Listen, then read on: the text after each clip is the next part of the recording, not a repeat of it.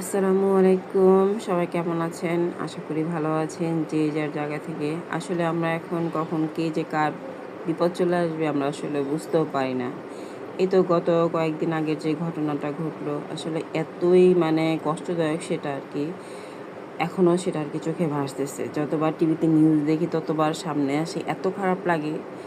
আর তার থেকেও বেশি যেটা খারাপ লাগে সেটা হলো আমরা যারা মানুষ আছি, মানুষ নামের মানুষ, আসলে আমরা যে কবে মানুষ হব সেটাই আসলে বুঝতে পারতেছি না। তাই বলতেছি সবারই কিন্তু এরকম বিপদ আসতে পারে।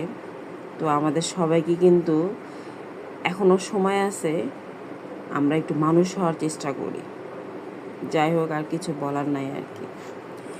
তো সকালবেলা আর কি রান্নার কাজ শুরু হয়ে গিয়েছে।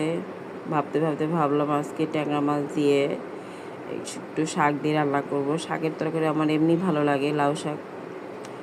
তো যথারীতি যা করার আর কি মাছগুলো কষিয়ে নিয়ে তারপর আমি উঠিয়ে নিয়েছি, এর মধ্যে শাকটা দিয়ে নিয়েছি। শাকটা বেশ ভালোভাবে কষানো হওয়ার পরে আমি মাছগুলো দিয়ে আবার বেশ খানিকক্ষণ ওয়েট করব বলক আসা পর্যন্ত। আর এদিকে গ্যাসের যে প্রবলেম করে, দেখা যায় রান্না করতে করতে এত সময় ব্যয় হয়, অন্যদিকে মনোযোগই দেওয়া যায় না। যাই হোক, কিছু তো আর করার নেই। অলমোস্ট আমার রান্না হয়ে গিয়েছে, কিন্তু বলক আসার জন্য যে ওয়েট করতেছি সেটা আর আসতেছে না।